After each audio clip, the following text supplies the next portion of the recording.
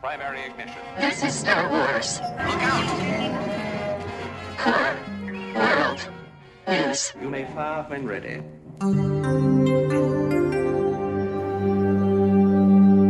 From the bright center of the galaxy, I'm Grex Kondak, and you're listening to Core World News, your whole-net news service providing in-depth coverage of the latest stories from every sector of the galaxy. Now for your news segment rundown for February 19th, 2023. 99 problems, but a Bad Batch ain't one. We now go live to the CW newsroom to join your hosts for their review of Bad Batch Episode 9, The Crossing. All right, thank you very much, Grex. Welcome, everyone, to another week of Core World News. For those of you watching the video, you will notice there are two, and then there were two tonight. Adam got caught in a wormhole, but we've got a relay that he's okay, and he's going to try and get out immediately and join us next week. We are sad, much like yes, Omega, brooding over the loss of our team member tonight. It was right on the table. He's on official Jedi business, and so we always cover for any of us when those things arise. Yeah, I mean, when Rex calls and says he needs your help, you go help him, and so that's what Adam had to do. He's right there with our guy Echo, who I do miss, by the way. I love that dude. I'm with there. Yeah, the loss is real, and yeah, we'll talk about that. I think we're gonna talk about the sort of like emotional sort of the wavelength of the clones. Yeah, man. Each vibe set for each clone, and sort of what's going on with them and how they're handling Echo's loss. I'm sure we're going to dive into that deep. Yes. Later in the episode. Absolutely. I love the word vibe set or clone. That is.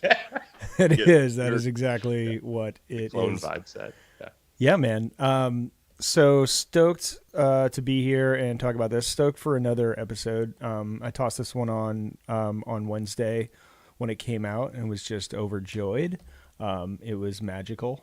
And a really the fun guitar, the noodling at the beginning, I immediately thought of you. I was like, oh, Ben is very much enjoying this open. Might be his favorite open of all. Yeah. Maybe possibly all of the Bad Batch, the Clone Wars. I know we've been talking about like trying to find different vibes and like for Star Wars, full on head over heels Western. Yeah. Just dive right in. Honestly, yeah, you can never get too much like Sergio Leone spaghetti Western in Star Wars for me. It's like I'm always like, oh, okay. Yeah, this was a little different. It was a little more, contemplative and sort of I don't know. It just felt melodramatic almost. Just yeah, but Kevin Kiner is elevating this series this season in particular, like with his music. It's like got a whole different emotional weight to it.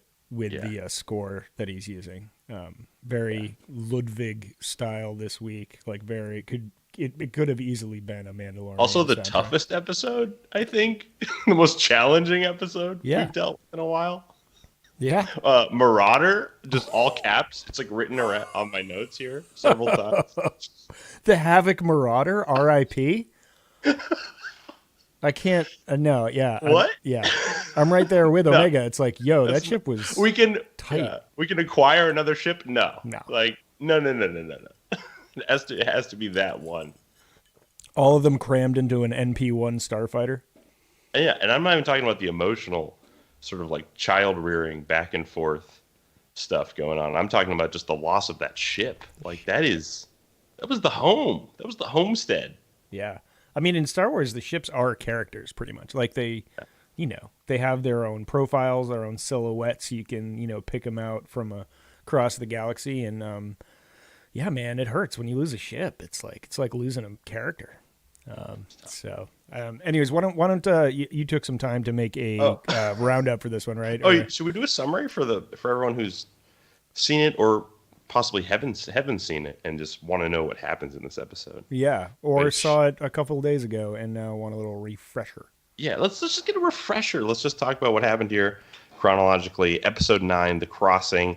The Bad Batch arrive on an arid desert world to complete another job for Sid. This time they've been hired to recover samples of a raw and unstable mineral known as ipsium. The Morlana drop. Not to be confused with coaxium, the other raw and unstable mineral There's a lot of those. The MacGuffin of Solo: A Star Wars Story. Yeah, and this is Ipsium.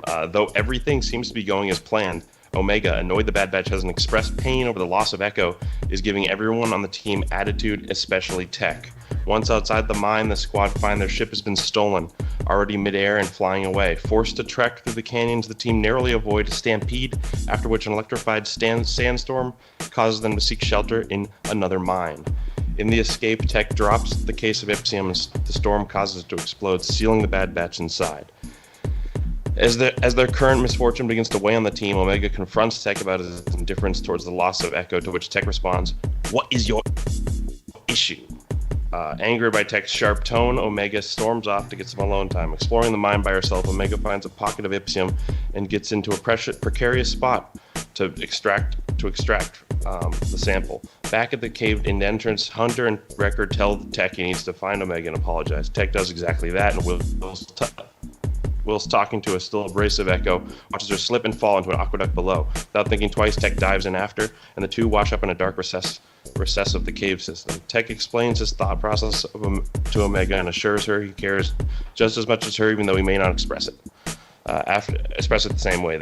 After their heart-to-heart, Omega finds a hole in the rocks. Tech identifies this gap as a possible exit. Wrecker and Hunter join back up with them, and the team uses some Ipsium to detonate the rocks and emerge from the caves. Back on the surface, the team head to an abandoned spaceport, where they contact Sid and request a pickup. Sid reluctantly agrees to help, but until anyone arrives, the Bad Batch is stranded on this unforgiving world. That is pretty much the episode.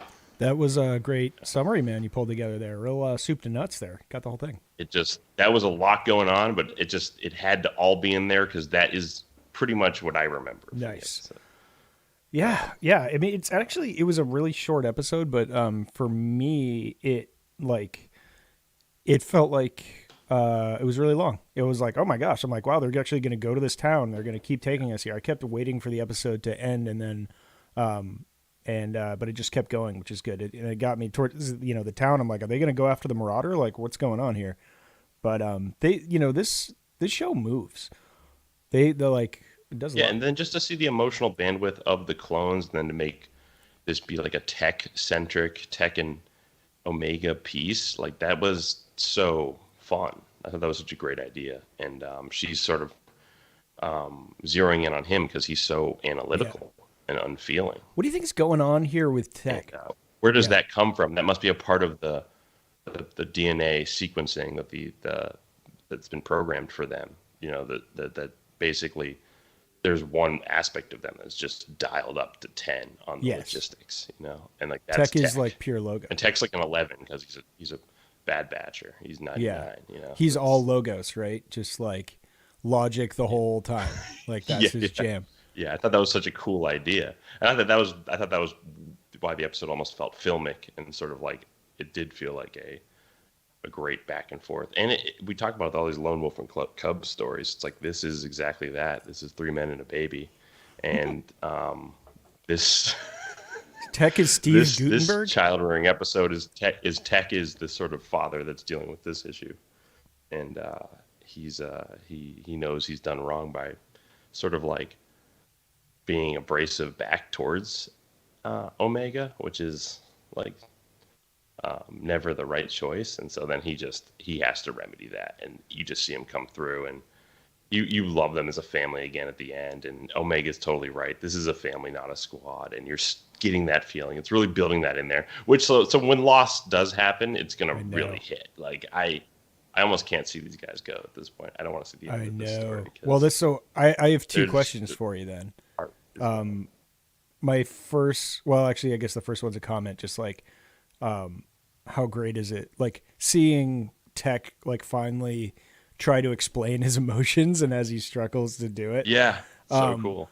And and the other things I'm like, I think like Omega's picked up, she's picking things up from all the crew members, and, maybe she got some heart from, the like rebellious mission from Echo, and she gets the empathy from Hunter, and she gets the she can still be a kid and a big teddy bear like Wrecker, but she hasn't really learned from Tech yet, and sort of Tech is like this is her like gaining all her superpowers and leveling up. She's gonna hopefully get some of Tech's analytical skills for her thing. But all right, so this leads me to my question for you. What are they doing with Tech this season? How come like every episode is just like a Tech flex? I think Tech is going to have to make a final calculation. A final calculation? I've never heard it called that before. I think that it's going to be, and that it might become his sacrifice or something. Especially because this episode feels like a setup for that. At this point, there's so much emotional build with him and Omega right now, where Omega is now like latching onto Tech to figure out these feelings about Echo and that loss, that sort of. It used to be 4 people she looked up to. Now it's 3, and then, yeah. It's brutal. I know. They're just like doing, it's like they're cramming in making Tech an absolute legend. Hits you right in the feels, in the feel spot. It's just. Yeah, a lot of great feels in this episode, but also he wins a race car like thing, and then he foils some other plot. Like it's like he's just coming up. He's just getting a lot of dubs, which makes me think he's gonna catch a big L. Yeah, this season is coming up Tech every episode, and it's pretty great. Yeah, though they should have really left someone on the Havoc Marauder. We get the POV of the visor in this episode, which is all I can ask for. When action happens, I was like, the visor POV, like looking through glasses, looking through your visor, which is like hat on a hat visor. Yeah, I mean, you can get the whole deal. It's great.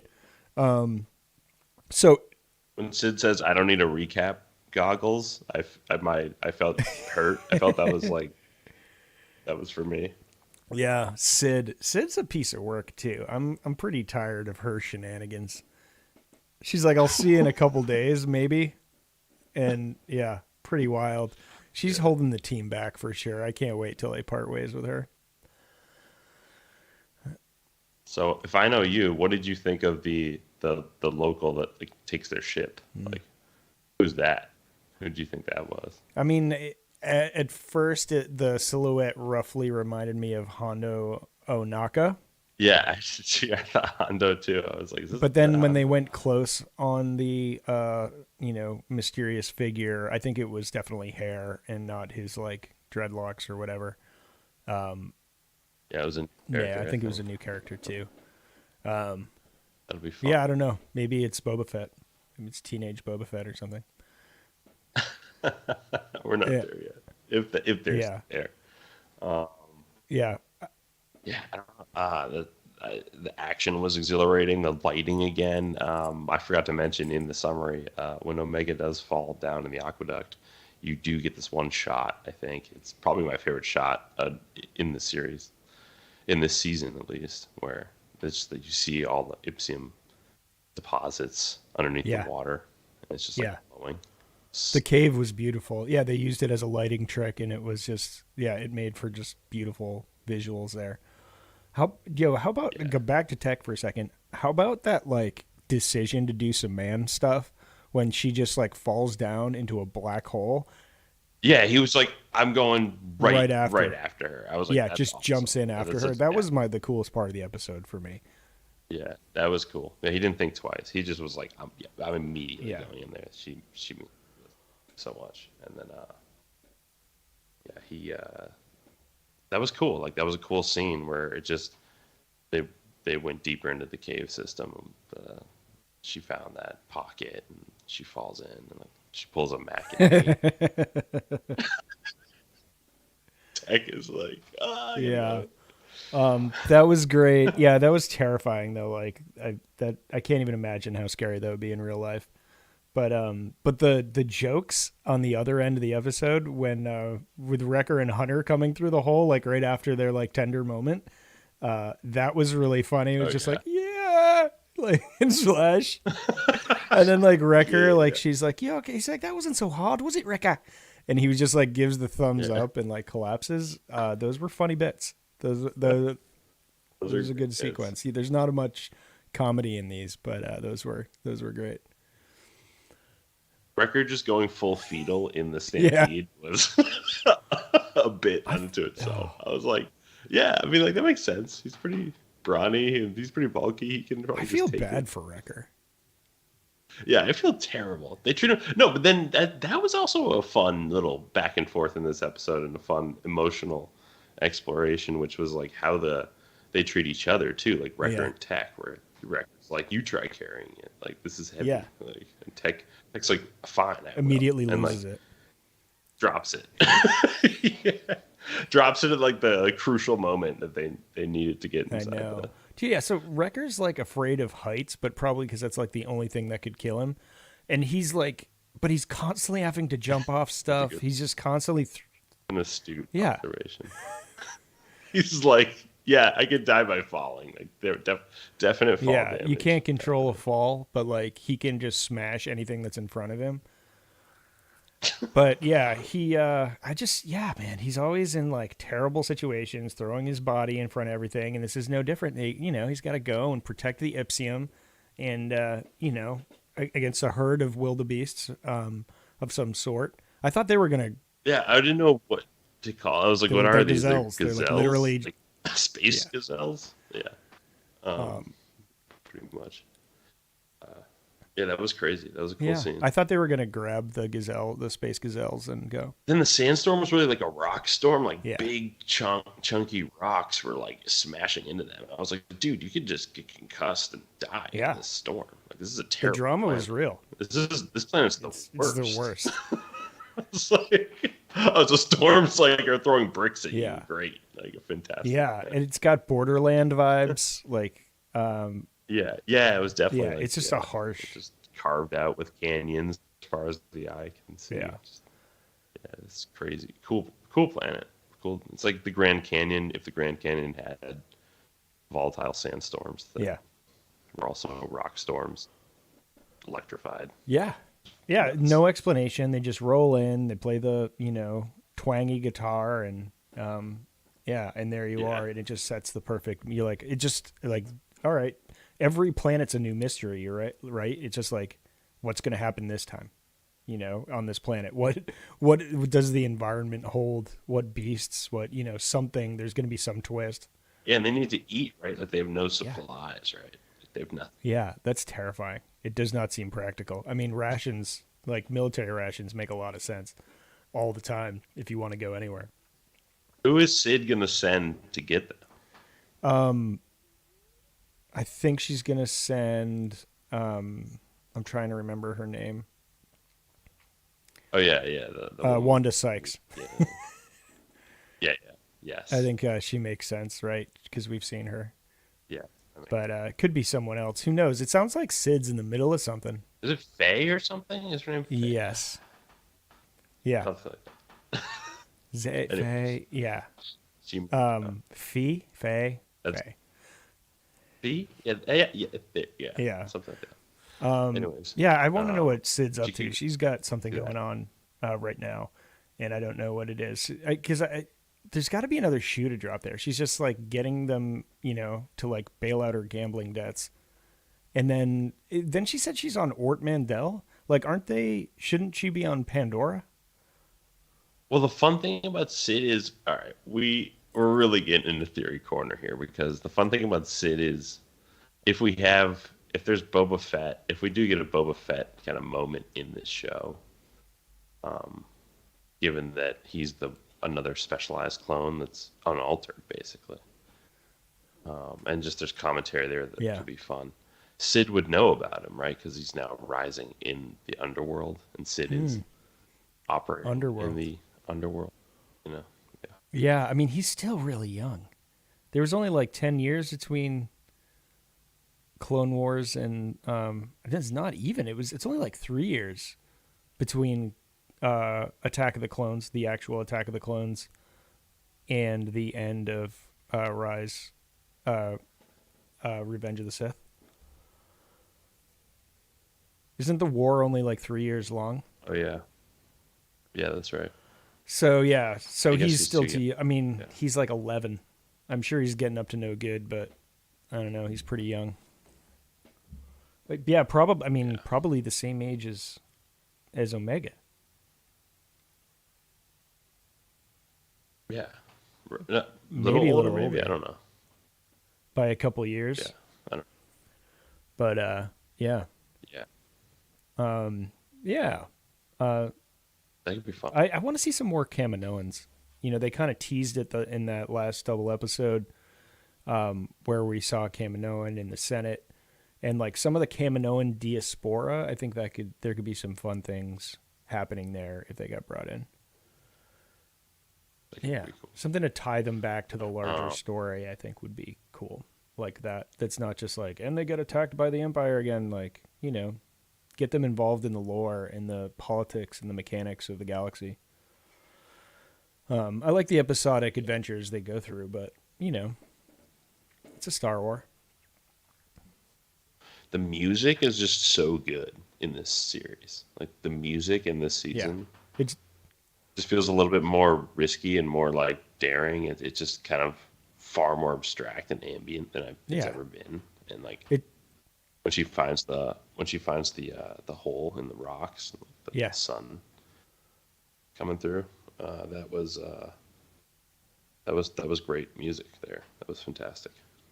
Yep. And even when she's just like Loving- mining and like drilling for the Ipsium, there's like just like this cool, very vibey music that happens. Yeah, it's totally elevated the production value of the show. Like what Kevin Kiner's done with the score this year. It's pretty great.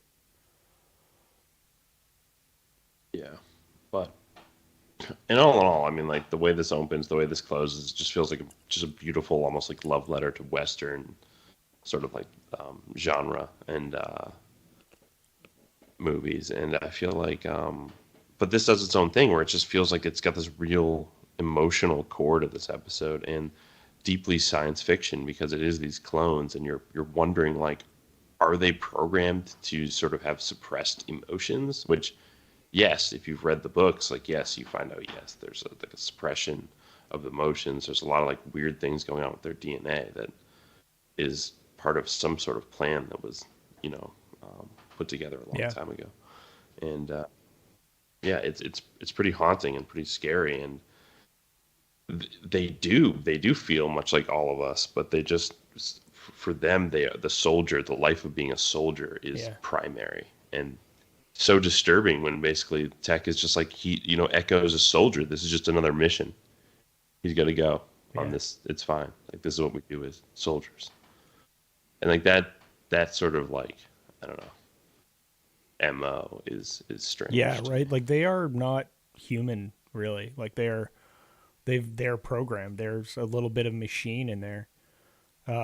That's sort of making them a little different. That's why I was like, oh boy. I mean, Omega's unaltered, right? So she's full range of emotions, but like then you throw her in with these grunts, and I mean, it makes for a funny story, but it's a good thing that like Hunter's specialty is feeling, and it's not quite empathy, but it's like being sensitive, and I think that transfers over to his interactions as well. So they've got some sort of moral guide star there with Hunter.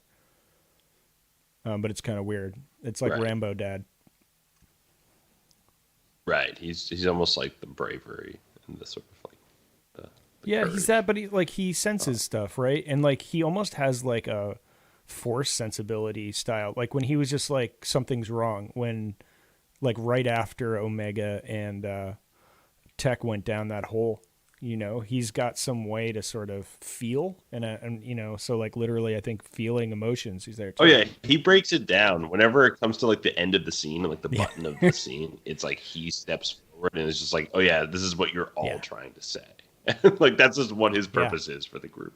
He just adds clarity to like what's going on, the banter, and he's always the realist and sort of. He does that this time. He does that over and over again. Does that when Omega runs away, does it again when Wrecker's like, you made her mad, like go deal with it. Does it again where he's like, yeah, like I agree, like you have to go deal with this, like you caused this. Yeah, no, he's great. Like Hunter just basically lays down the law, which is cool. He's a great leader. Yeah, he's one of my favorites now. He's a fun one to watch. Do things. He's pretty great. The whole squad, man. I like him a lot. And it's only poor Wrecker who's a little one-dimensional. But, like, for some reason, I empathize most with him. I just feel bad for that dude. But, He's great. This is like the ultimate, like your car breaks down and like no one can help you at the nearest gas station. Like it's just misfortune after misfortune, and it's the team is sort of stressed. It was fun to watch, honestly. It was really interesting to see the dynamic break down and get real between them. It was cool, yeah.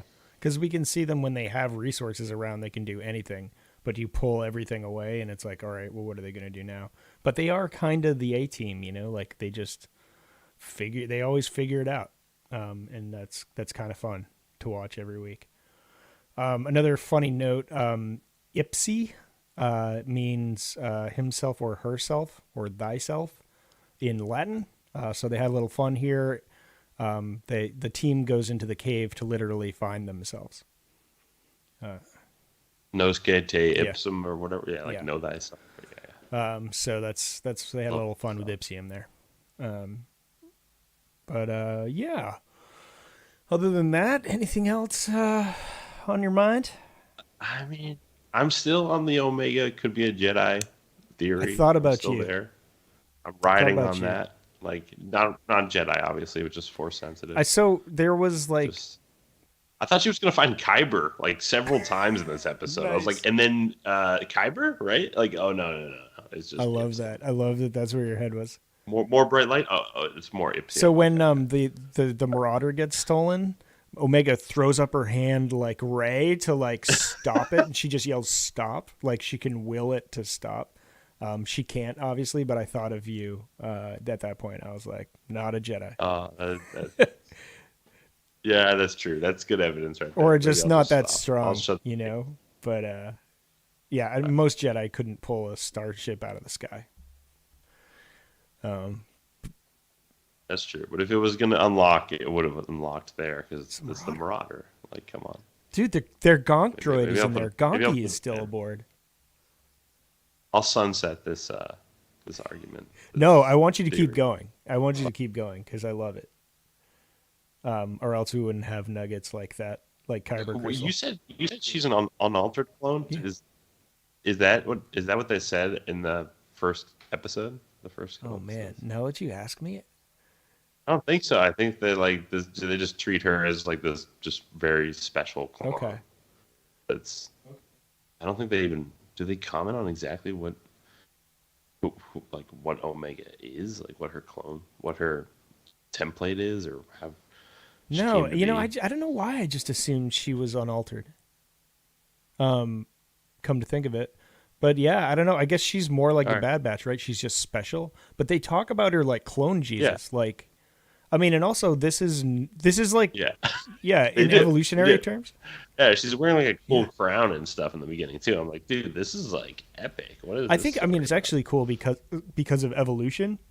It probably means on their own, they're just like their body treated itself like an endangered species and like turned one female so that like their species could reproduce. Right. And that could be significant in a lot of ways. Like it's some sort of evolution to the programming or to the creature that are, Jango Fett clones. Right. Yeah, it's just sort of wild. So yeah, we still don't know what she is, and maybe we never will. But it would be really fun if we got some more nuggets about that, or another breadcrumb like trail. Like that's why I'd love the Kaminoans is like, just like keep teasing us with who she is and what she's about and what her destiny is. But I don't know. Yeah, what makes her special? But that would be. Yeah, just more on Omega hopefully soon. That would be great. I would just love more information. Yep.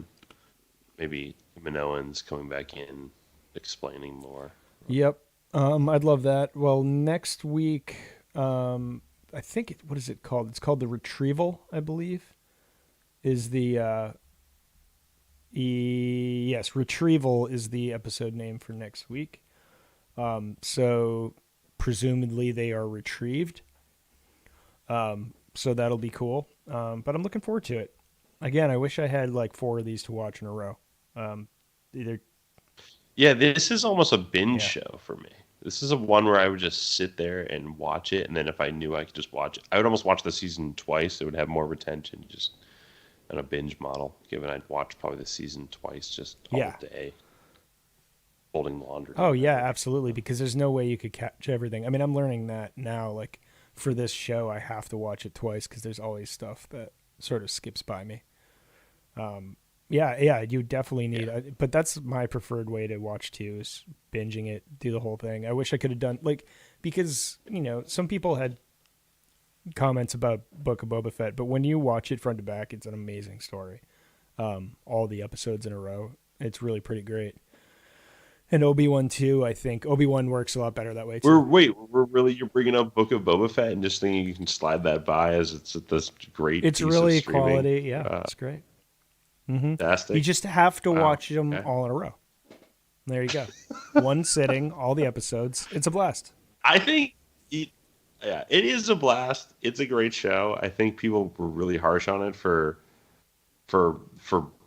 pretty good reasons, and I was like, those are pretty strong reasons that just the obviously like the sort of the volume being used so often, the just almost like it checked boxes in terms of like everything you could want out of a show set on Tatooine. Like it was like, oh, you want rainbow? Oh, you want huts? Oh, you want like mobsters? You want spice Bar deals fights, in the desert? yeah, You train want- robberies. everything. Bar You fights, you want Slave One hovering Hunter over Crawl. the slave Sarlacc. Sarlacc, the Sarlacc story. It gave you everything you wanted from that story.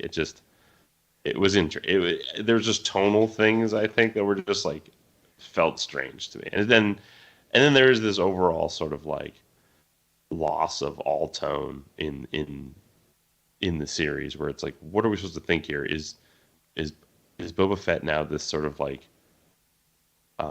heroic sort of like people's leader for the people, or is he still that stone cold bounty hunter? Like, what are we supposed to think at the end of this series? Like, is he sort of this is he this responsible hero that we can now vest interest in, or could he take a turn and be just a bounty hunter for hire again? You know what I mean?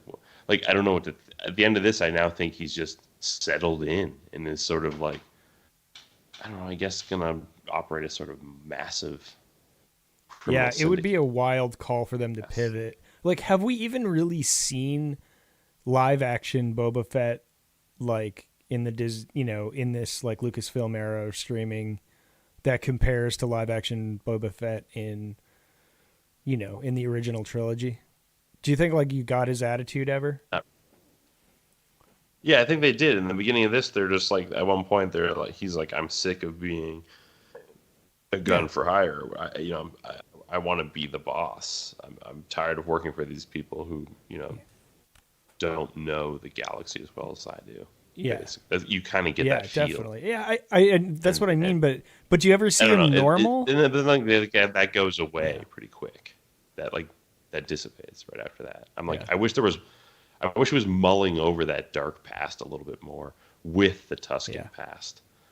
You know what I mean? Sort of like, oh yeah, remember when I was a cold-blooded killer on like this on Coruscant, like during the sweet like neon-drenched night scene or something. Remember mixing that into the story would be fun. This sort of like regret, I guess. Yeah, where he accidentally killed a kid or something.